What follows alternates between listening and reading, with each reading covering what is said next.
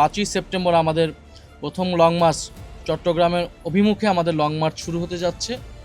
আমাদের লং মার্চে কয়েকটি পথসভা হবে এবং পর্যায়ক্রমে আমাদের এরকম অনেকগুলো বিভাগে আমাদের লং মার্চ হবে। আমাদের 11 দল ঐক্যবদ্ধভাবে এই লং মার্চে অংশগ্রহণ করবে এবং শুধু 11 দল না, আমরা বাংলাদেশের গণতন্ত্রকামী জনগণের প্রতি আমরা আহ্বান জানাচ্ছি এবং আমরা আশাবাদী এই লং মার্চে সাধারণ মানুষ ব্যাপকভাবে অংশগ্রহণ করে এই লং মার্চকে সফল করবেন। বিশেষত সেই জনগণ যারা জুলাই গণ অভ্যুত্থানে অংশ নিয়েছিল, যারা এই নির্বাচনে গণভোটে হ্যাঁ ভোট দিয়েছিল, 11 দলের আহ্বানে হ্যাঁ ভোট দিয়ে সংস্কারের আকাঙ্ক্ষাকে জাতির সামনে তুলে ধরেছিল। প্রায় 70% জনগণ যারা হ্যাঁ ভোটের মাধ্যমে সংস্কারের আকাঙ্ক্ষা ব্যক্ত করেছিল এই নির্বাচনে, গণভোটের নির্বাচনে, আমরা আশা করছি সেই সকল জনগণ, বিশেষত তরুণরা এই গণভোটে এই লং মার্চে অংশগ্রহণ করবে।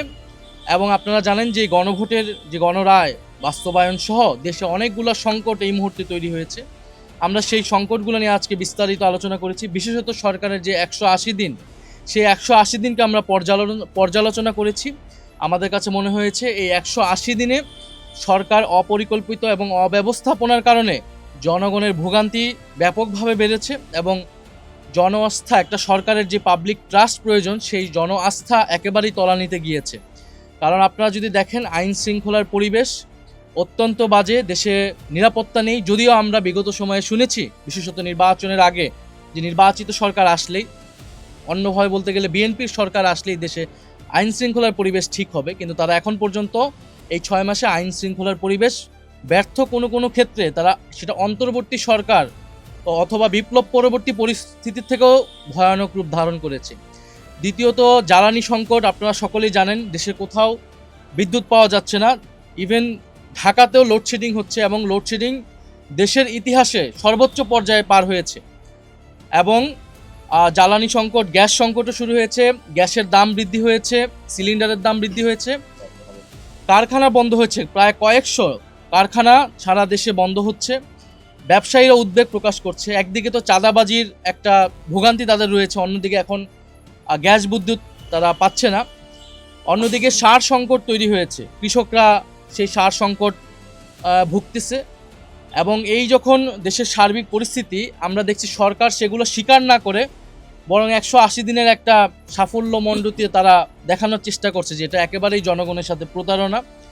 এবং যেই প্রতারণা রাজনীতি আমরা অতীতে আওয়ামী লীগকে করতে দেখেছি, এখন সে একই প্রতারণা রাজনীতি বিএনপি সরকার জনগণের সাথে করছে। 180 দিনের এই ব্যর্থতার জন্য এই সরকারের উচিত ছিল, প্রধানমন্ত্রী তারেক রহমানের উচিত ছিল জনগণের কাছে ক্ষমা প্রার্থনা করা এবং বিরোধী দল সহ জনগণের কাছে সহায়তা কামনা করা। তো সেটা তারা না করে তারা মিথ্যা তথ্য দিচ্ছে, জনগণকে বিভ্রান্ত করছে। কিন্তু আপনারা সকলেই জানেন, আমরা যখনই জনগণের কাছে যাচ্ছি মানুষ তার ভোগান্তির কথা বলছে। এবং এটা শুরুটা হয়েছে গণভোটের গণরায় বাস্তবায়ন না করে সংবিধান সংস্কার পরিষদের শপথ না নেওয়ার মাধ্যমে সরকার এই প্রতারণার কাজ শুরু করেছে। অন্যদিকে এই সরকার প্রধান জনাব তারেক রহমান, তিনি দেশে এসে বলেছিলেন যে আই হ্যাভ এ প্ল্যান। ওনার একটা প্ল্যান রয়েছে, পরিকল্পনা রয়েছে, দেশকে তিনি স্থিতিশীল করতে পারবেন, অর্থনীতিকে স্থিতিশীল করতে পারবেন। এখন দেখা যাচ্ছে যে পুরা সরকারের 180 দিন আসলে অব্যবস্থাপনা। আপনার মন্ত্রী পরিষদ অল্প কয়েকদিনে, মাত্র 6 মাসে আবার পুনর্গঠিত করা লাগলো। তার মানে তাদের পরিকল্পনা এবং হোমওয়ার্ক যথাযথ ছিল না।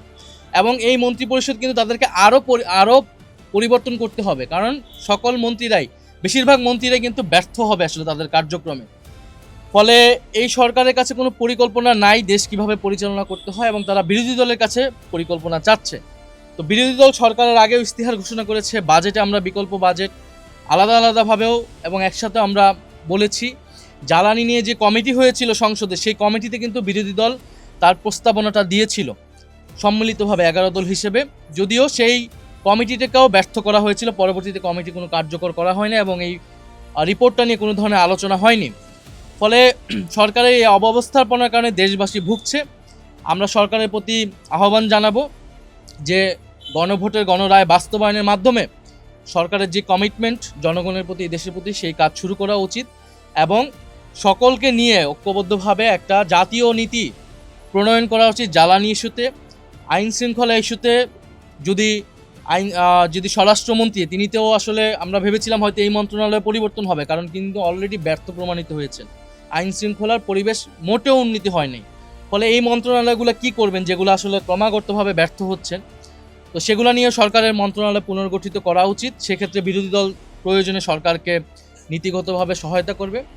আরেকটি বিষয় আমাদের আলোচনায় এসেছে যে সরকারের পররাষ্ট্রনীতি এবং বাংলাদেশে বর্তমান যে ভূ রাজনীতির মধ্যে বাংলাদেশ আছে, আমাদের কাছে মনে হচ্ছে সরকার যে পররাষ্ট্রনীতি সেটা যথেষ্ট আত্মবিশ্বাসহীন।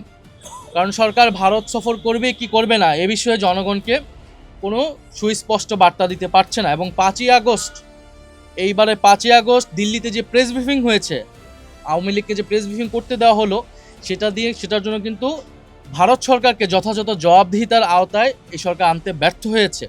ফলে আমরা মনে করি যে আওয়ামী লীগকে দিল্লিতে কার্যক্রম করতে দিয়ে ফ্যাসিস্ট আওয়ামী লীগকে এবং একই সাথে বাংলাদেশ সরকারের সাথে বা বাংলাদেশের সাথে সুসম্পর্ক, এটা আসলে সম্ভব নয়। আমরা যে কোনো দেশের সাথে মর্যাদা এবং সমতার ভিত্তিতে সম্পর্ক চাই।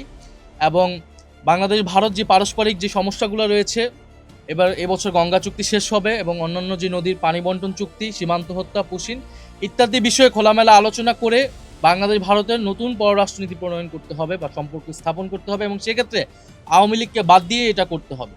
ফলে আওয়ামী লীগের এই বিষয় সুরাহা না পর্যন্ত, শেখ হাসিনার বিচার, ওসমান হাদির যে খুনিদের বিচার, সেটা নিশ্চিত না হওয়া পর্যন্ত জনাব তারেক রহমান, প্রধানমন্ত্রী তারেক রহমানের ভারত সফর জাতির জন্য কল্যাণকর হবে বলে 11 দল মনে করছেন। আমরা জনগণের প্রতি আহ্বান জানাচ্ছি যে এই বিষয়গুলো নিয়ে আমরা জনগণের যে সমস্যা, আরেকটি সমস্যা এসেছে কর্মসংস্থান। সরকার বলেছিল যে তারা 1 কোটি কর্মসংস্থান 18 মাসে করবে, তো 6 মাস গিয়েছে, তারা কিন্তু কোনো কর্মসংস্থান করতে পারেনি। অন্য জায়গায় আমরা দেখছি যে চাকরি পরীক্ষা সহ বিভিন্ন জায়গায় কিন্তু দুর্নীতির অভিযোগ আসতেছে। বিশ্ববিদ্যালয়গুলোতে সন্ত্রাসের আবারও অভয়ারণ্য তৈরি করা হচ্ছে। বিরোধী দল মতের যেই ছাত্র সংগঠন রয়েছে, ছাত্র সংসদের নেতা রয়েছে, তাদেরকে দমন পীড়ন করা হচ্ছে, গণতান্ত্রিক পরিবেশ সংকুচিত হচ্ছে এবং নজিরবিহীনভাবে এই সরকার দলীয়করণ করেছে, দলীয় লোক নিয়োগ করেছে রাষ্ট্রের বিভিন্ন স্তরে, ইলেকশন কমিশন থেকে শুরু করে বিভিন্ন প্রতিষ্ঠানে। তারা এবং দুদক, আপনারা দেখবেন যে দুদকের চেয়ারম্যান কিন্তু সম্প্রতি নিয়োগ করা হলো, এবং এটাও জুলাই সনদ অনুযায়ী কিন্তু নিয়োগ করা হয়নি। পিএসসির চেয়ারম্যান পদত্যাগ করেছেন, কেন করেছেন আমরা জানি না। তো এই যে পাবলিক প্রতিষ্ঠানগুলো, এগুলো নিয়ে কিন্তু আমাদের আলোচনা ছিল, বা আমরা 6 মাস ঐক্যমত্য কমিশনে আলোচনা করেছি। ফলে দেখা যাচ্ছে সরকার জুলাই সনদ বলেন, গণভোট বলেন, এবং তার নিজস্ব যে 31 দফা তারা রচনা করেছিল, তার কোনোটিই কিন্তু তারা ফলো করছে না এবং জনগণের প্রতি দেওয়া কমিটমেন্ট রক্ষা করছে না। যদি তারা কমিটমেন্ট রক্ষা না করে, এ কারণে আমাদেরকে সংসদের বাইরে আমাদেরকে গণতান্ত্রিক আন্দোলন গড়ে তোলার প্রয়োজন আমরা বোধ করছি। সে লক্ষ্যে আমরা জনগণের কাছে যাচ্ছি এবং জনগণকে ঐক্যবদ্ধ করছি। আমরা মনে করি সরকার যদি জুলাই গণ অভ্যুত্থানের আকাঙ্ক্ষা এবং তার প্রতিশ্রুতি যদি রক্ষা না করে, আমরা গণতান্ত্রিকভাবে রাজপথে 11 দল সেটার জবাব দেবে। ধন্যবাদ সবাই। লং মার্চে আপনাদের সবাইকে, আপনাদের মাধ্যমে দেশবাসীকে আমরা আহ্বান জানাচ্ছি, আপনারা স্বতঃস্ফূর্তভাবে আপনারা আসবেন এবং লং মার্চে যদি কোনো, এটা আমাদের গণতান্ত্রিক কর্মসূচি, এখানে যদি কোনো রাজনৈতিক বা প্রশাসনিক বাধা আসে, সেই বাধা আমরা সর্বাত্মকভাবে গণতান্ত্রিকভাবে আমরা ইনশাল্লাহ প্রতিহত করে সামনের দিকে এগিয়ে যাব।